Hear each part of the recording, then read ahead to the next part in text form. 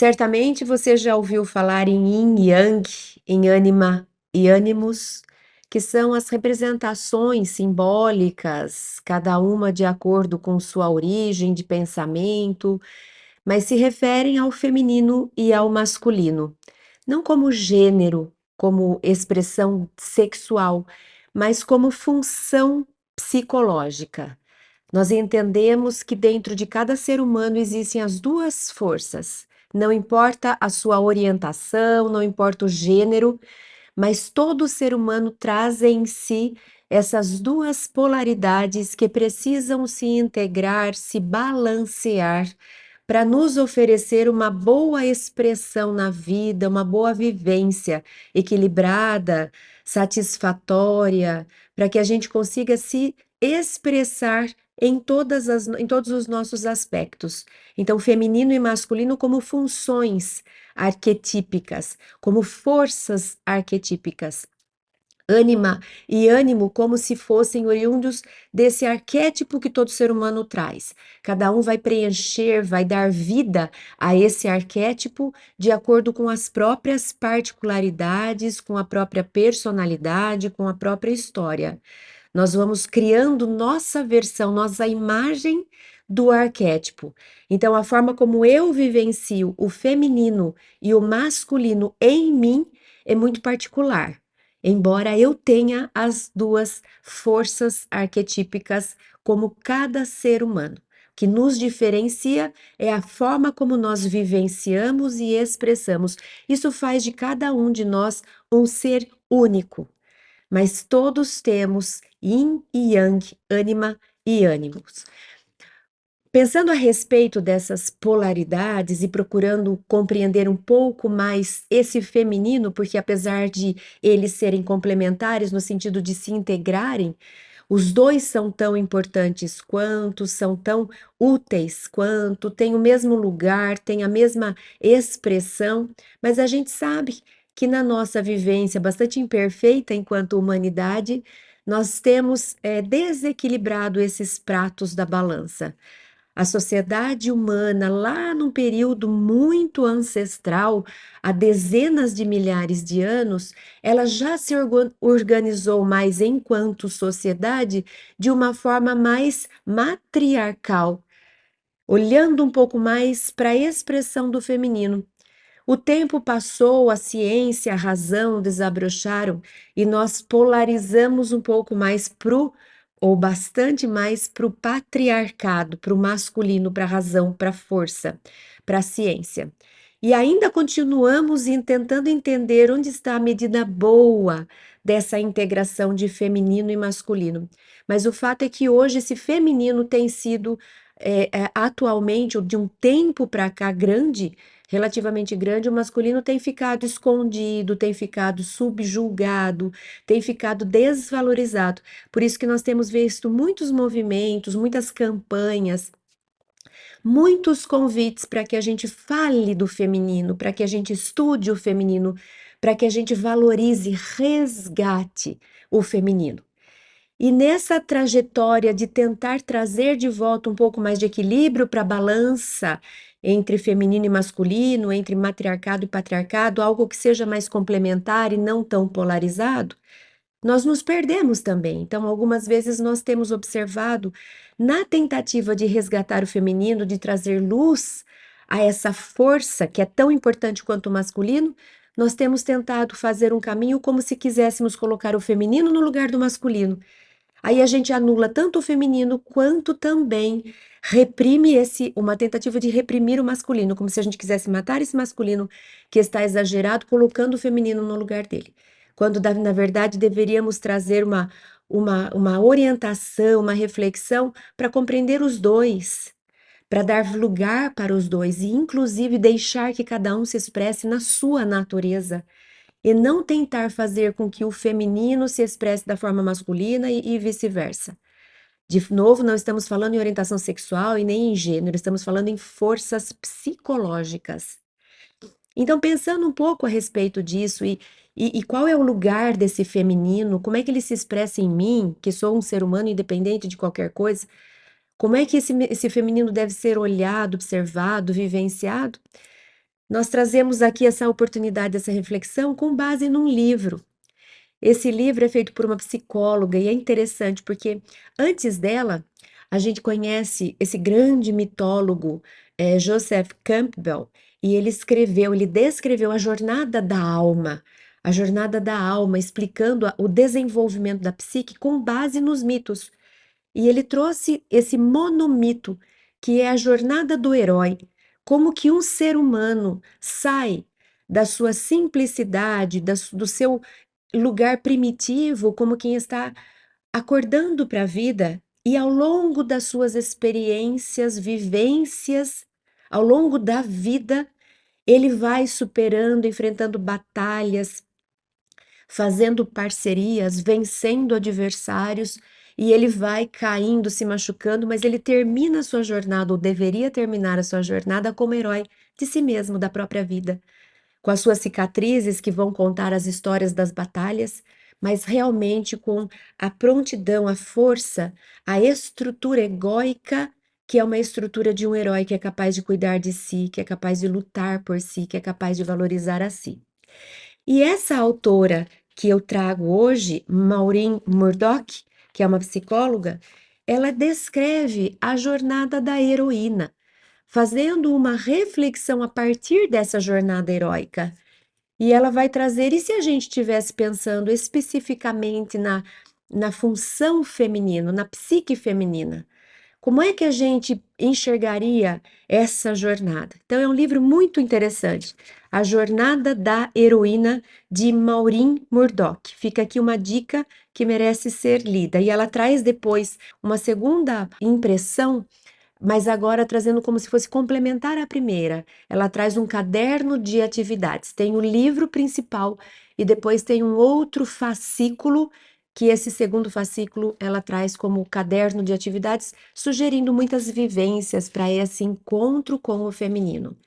Então, é um resgate do que é o ser o feminino, é uma compreensão da psique feminina, é uma valorização do que é o feminino. Não é uma tentativa de pegar o feminino e pôr ele no lugar do masculino para que ele possa existir como o masculino existe. O masculino existe, merece continuar existindo. O feminino, às vezes, pode ocupar um outro lugar.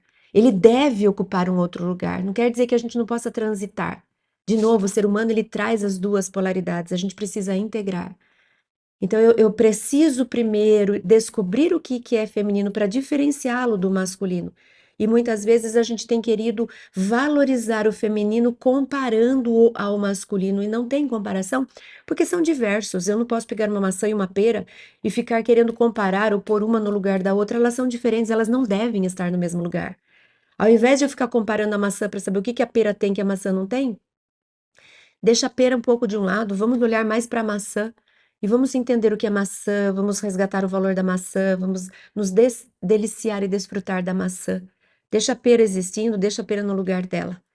Mas sim, na hora que nós saímos para conquistar o mundo, nós podemos transitar, porque, de novo, nós trazemos as duas polaridades. A maçã e a pera estão em nós. Mas é preciso diferenciar para compreender o valor, a importância e a identidade de cada uma dessas polaridades, dessas forças.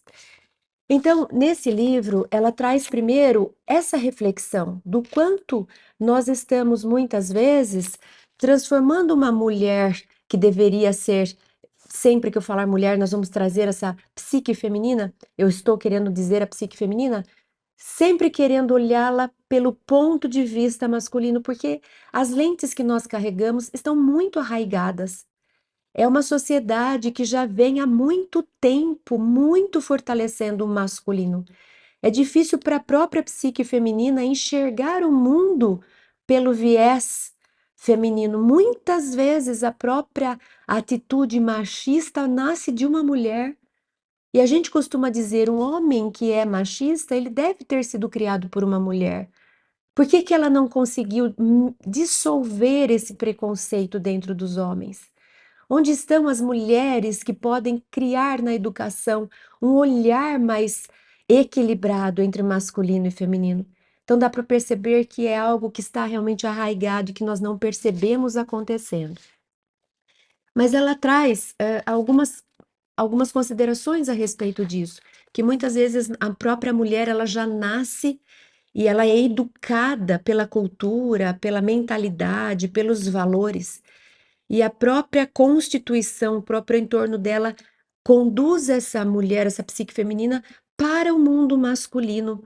E ela se identifica com esse mundo masculino, se distanciando de si. Então, o livro é sobre isso. O livro é um convite para a psique feminina, para as mulheres buscarem em si o seu feminino, o sagrado, o feminino sagrado, o resgate do seu feminino, reconhecer o próprio valor, a própria identidade. É um livro que é comovente, ele é forte, principalmente o segundo fascículo, que nos propõe algumas atividades. Algumas vezes nessas atividades nós vamos precisar de um tempo, porque elas são realmente bastante impactantes e mexem muito com o nosso mundo interior. Um trecho que eu destaco, que é bastante interessante, é esse trecho em que ela fala que, lógico que nós vamos trazer assim em linhas gerais, em tese, mas cada caso é um caso. Não vamos pegar aquilo que a gente falar aqui como uma receita que serve para todo mundo, porque o ser humano é muito complexo e vive muitas diversidades em seu processo para a gente poder falar que todo mundo que passa por isso vai ser daquele jeito. Não. Esse determinismo, não. Cada um é um e a gente respeita muito essa originalidade, essa individualidade. Mas é possível, para a gente ter uma ideia de como funciona, que uma menina que tenha tido, por exemplo, uma relação muito conflituosa com o seu pai, ou positiva demais a ponto de ter continuado nesse apego, mesmo depois de ter se tornado adulta, ou seja, esse complexo paterno, que é a imagem do pai que essa menina vai internalizando, que ela vai fazer associação com o masculino e ela vai construir a própria versão do ânimos do masculino com base na referência que ela incorpora, que ela interpreta, que ela lê das pessoas que são para ela referências de paterno, se ela tem referências de paterno com muito conflito, de abuso, de negligência, de abandono, de exploração, de violência, ou se é uma relação muito próxima a ponto de existir um apego que essa menina se torna mulher e ela não consegue se desapegar, ela continua na fase adulta justa ao seu paterno de fora, ela não consegue fazer essa transição para dentro, ou ela faz uma transição negativa desse complexo, conflitada, conflituosa, ou ela não faz porque ela ainda continua projetando fora, o meu paterno ainda está lá fora, eu preciso desse homem que está ali fora, porque o objetivo é que ela tenha umas relações saudáveis e equilibradas, para que ela internalize esse paterno quando ela se torna adulta, ela tem um paterno dentro, que ela mesma é pai dela mesma, ela consegue se cuidar, e ela não precisa dessa figura fora. Se ela tem dentro um paterno negativo, ela mesma vai se punir, ela vai continuar reproduzindo ela para ela mesma aquilo que ela recebeu. Ela vai continuar olhando para si e se tratando da forma como ela se viu ser tratada. E por outro lado, se ela faz um apego muito grande com esse que está projetado lá fora, ela não consegue diferenciar para trazer para dentro. Então ela vai continuar ela vai caminhar para adulto, para a fase adulta, precisando de alguém fora para fazer as vezes desse paterno, porque ela não conseguiu internalizar. Então, de uma maneira simples, rápida, porque é a proposta aqui, mas é mais para instigar, para que depois a gente busque mais sobre o assunto, ela traz essa reflexão. E essa pessoa, essa mulher que cresceu com um complexo paterno negativo ou muito positivo identificado com ele projetando, ela vai idealizar esse pai. Esse pai ele não tem erro, ele é perfeito, ou seja, que outro homem vai conseguir competir com ele para se associar a mim como um companheiro? Não vai, não vai conseguir. Qualquer outro homem não está à altura do meu pai. Ela se identifica com o masculino porque ela está muito presa a esse pai maravilhoso, então ela não consegue olhar para o feminino. Provavelmente ela tem uma relação mais distante com a mãe, ou ela tem uma visão da mãe de um jeito inferiorizado, porque ela olha muito pelo ponto de vista do paterno. A minha tentativa aqui é de tentar mostrar o quanto que as relações no nosso desenvolvimento, elas vão impactar o nosso ponto de vista. A forma como a gente vai olhar para o mundo, como a gente vai se relacionar com os outros, aquilo que eu vou olhar para o homem, aquilo que eu vou olhar para a mulher em como funções feminino e masculino, tem muito a ver das minhas próprias relações que eu tive, que vão me construindo. Ela pode se tornar excessivamente intelectualizada, ela pode se distanciar do corpo, porque ela não se identifica com esse feminino, ela tem uma mente mais masculina. Ela pode rejeitar a mãe ou ser rejeitada pela mãe, ela demora para descobrir sua sexualidade. E aí a gente lembra do mito de Atena, que nasceu da cabeça de Zeus. Ela não tinha mãe. Zeus é que pariu Atena da sua cabeça. Então ela era essa deusa guerreira, masculina nesse ponto, que ela tinha a força do ânimos muito mais presente do que da ânima. Não era nada sensível, era guerreira, era intelectual, era independente, não casou, não queria relacionamento com homem, estava sempre no mundo masculino. Ela enquadrava o mundo masculino, ela ganhava do masculino. Então, quantas vezes nós não somos mulheres Atena, que queremos conquistar o masculino, provar para o masculino, superar o masculino, ocupar o lugar do masculino? Não que a gente não possa fazer isso. Cada um é cada um, mas às vezes à custa de reprimirmos, nos distanciarmos e matarmos o nosso próprio feminino. Então, volto a falar, a nossa reflexão é lembrando que para a gente ter equilíbrio e bem-estar na vida, a gente sempre vai procurar os opostos para que eles se integrem. Sempre que a gente polarizar, a gente adoece. O bem-estar e a saúde está na integração dos polos, dos opostos. Aqui, feminino e masculino precisam se juntar. Nada de um ser a tampa da panela do outro, nada disso. Tem duas panelas e elas podem trabalhar juntas para fazer um banquete. Essa é a ideia. Então, esse feminino, ele tem sido esquecido, desvalorizado. E Maureen Murdoch, que é essa psicóloga, ela fala para a gente um pouco a respeito da nossa jornada enquanto feminino em desenvolvimento, em desabrochar. E ela diz que a gente precisa enfrentar alguns adversários. Antes disso, tem um trecho que eu tinha destacado que eu gostaria de ler. E ela diz assim: a aprovação e o incentivo do pai ou de outras figuras paternas geralmente levam ao desenvolvimento positivo do ego da mulher. Mas a falta de envolvimento genuíno, o envolvimento negativo por parte do pai, padrasto, irmão, tio, avô, aquele que representa o paterno, ferem profundamente o senso de identidade da mulher. Se for negativo, fere o senso de identidade da mulher. Isso pode levar a uma supercompensação, perfeccionismo. Então, eu preciso ganhar deles, eu vou viver a vida tentando ser mais homem do que eles, ou praticamente paralisa seu desenvolvimento. Eu não vou crescer porque eu sempre vou precisar de um homem mais forte, eu não consigo ser como eles. Muitas mulheres tentam se identificar com o poder e a visibilidade de seu pai, mas não lhes foram ensinadas as habilidades para alcançar seus próprios objetivos. Eu vivo em função do outro. Quando o pai é ausente ou indiferente à sua filha, ele indica desinteresse, decepção, desaprovação, o que pode ser tão prejudicial quanto julgamentos negativos explícitos ou superproteção. Tudo que é demais, tudo que é de menos faz mal. Superproteção, minha filha não é forte o suficiente, precisa de mim para o resto da vida. Não deixa crescer. Abandono, minha filha não é interessante o suficiente para ter minha atenção. Ou ela cresce achando que não dá conta de si, ou ela cresce achando que não merece que alguém cuide dela, ame e ela mesma se cuide. Então, faltou ou exagerou, a gente está atrapalhando o bom desenvolvimento. Então, o bom desenvolvimento é aquele que oferece no processo de educação o que a criança precisa, o jovem precisa, na medida certa, nem de mais e nem de menos. Agora sim, voltando para os adversários, ela destaca cinco adversários que na jornada heróica da mulher, do desenvolvimento do feminino, atrapalham. O primeiro deles é não se arrisque. Para que você vai se aventurar? Você não é tão forte o suficiente, você não tem tantas habilidades para o mundo de fora. É melhor ficar confortável onde você sempre esteve. Lembra do passado, que gostoso que era ficar protegida. Então não se arrisque.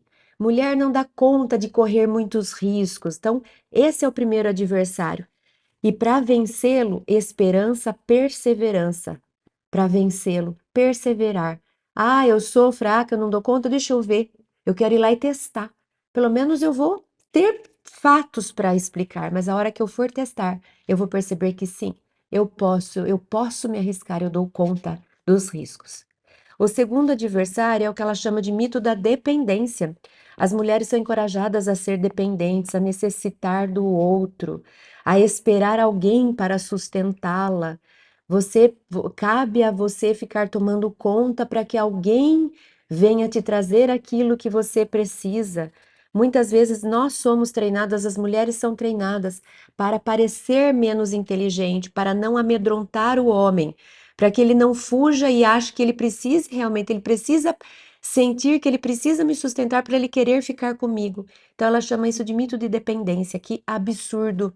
Que absurdo. A gente falando, como é que alguém pode acreditar nisso? Pois a gente vive isso sem perceber, de forma inconsciente. A gente tem medo de mostrar que sabe mais, que pode mais, que consegue mais. A gente tem medo da consequência disso. O que que pode acontecer se eu mostrar a minha habilidade, a minha competência, a minha capacidade e eu superar outros do sexo masculino? Parece que o mundo pode acabar e eu vou correr risco de um revide, de uma revanche. Então, não. Coragem e autenticidade. Seja quem você é e mostre seu potencial sem medo. Seja senhora da própria vida. O terceiro adversário é o que ela chama do mito da inferioridade feminina. Aquela história de que, nasceu menina. Hoje a gente já não tem mais isso. A gente vibra com o filho quando chega, a filha quando chega, não importa o sexo, não importa essa diferença. Mas a gente sabe que esse mito ele ronda, esse mito ronda. Ainda existe aquela história do primogênito, é ele que vai seguir os passos do pai, que vai dar continuidade no comércio, seja lá o que for, que vai seguir a profissão do pai. Existe ainda esse pensamento arcaico, né, desse patriarcado que não tem feito bem para ninguém, para ninguém. Então, é um mito da inferioridade feminina. De novo eu volto. Dois pratos de uma balança, feminino e masculino. Qual prato é mais importante? Não existe. Os dois são necessários. Cada um vem oferecer características próprias, por isso que são diferentes, não existiria só um. Existe essa diversidade porque psicologicamente o feminino é sensível, o feminino é acolhedor, o feminino é protetivo, o feminino transcende mais, é mais emoção. O feminino ele é mais gentil em função, não estou falando que pessoas têm as duas polaridades, né? Masculino é esse masculino mais forte, conquistador, aventureiro, é mais razão, aqui é mais emoção. Como é que eu escolho que lado é melhor? Os dois são importantes e cada um vai se expressar dependendo da circunstância, dependendo da necessidade. Então, nada disso que inferioridade feminina, ninguém é inferior, os dois são equivalentes, são os dois importantes. O quarto adversário, que ela chama do mito do amor romântico, nesse sentido de que a mulher só vai ser feliz se ela achar a sua metade da laranja, a tampa da panela, que vai complementar, não. Amor romântico é aquele amor de parceiros que têm vidas individuais, que com- se completam, se realizam, cada um na própria vida, fazendo o que precisa, o que gosta, mas que escolhem compartilhar momentos, experiências, vivências, amizade, parceria, companheirismo, ajuda, carinho, escolhem, não dependem. Eu não dependo. Sou independente, vivo minha vida, corro atrás das minhas coisas, me realizo, sou responsável pela minha felicidade. Mas escolho viver experiências em conjunto com alguém porque é muito gostoso. Então não tem essa coisa do tampa da panela, metade da laranja. E o quinto adversário que ela fala, o mito de nunca ser suficiente. A gente faz, mas parece que nada nos satisfaz, porque a gente quer dar conta de tudo. A gente quer ser perfeita porque a gente precisa ser perfeita, porque mesmo sendo quase perfeita, a gente nunca chega a ser valorizada como o masculino. Então a gente tem essa, a gente carrega essa ferida, a gente faz, faz, faz, faz. E aí ela diz que a gente precisa começar a primeiro tomar consciência de que somos limitadas. Ai, graças a Deus, né? Porque isso quer dizer que eu sou ser humano, como qualquer um, homem, mulher, tanto faz. Então, sei do meu limite, não vou dar conta de tudo, não preciso dar. Posso dizer não. Posso dizer agora não consigo. Então, não procurar lá fora a satisfação de falar pronto, estou realizado, porque não vai existir. A gente vai ficar com esse mito do nunca ser suficiente. Faz, faz, faz, faz, eu não dou conta de tudo, eu não agrado todo mundo, eu não tenho que agradar todo mundo. Eu tenho que seguir a minha essência. Eu tenho que estar presente onde eu estiver, fazendo o meu melhor, estando conectada. Se eu estou trabalhando, eu estou presente no trabalho, eu estou colaborando, se eu estou em casa, eu estou cuidando dos filhos, eu estou cuidando do meu lar. Eu estou ali vivendo cada situação, mas eu não tenho que ser perfeita, dar conta de tudo e estar em todos os lugares ao mesmo tempo. Eu posso dizer não e tá tudo bem. Então, ela nos convida a olhar para esse feminino, resgatando o seu valor, conhecendo sua identidade e valorizando a sua expressão nessa sociedade que ainda é muito patriarcal e muito masculina. Fica para a gente pensar onde em nossa vida, nas nossas experiências, nós podemos olhar com mais atenção para o feminino.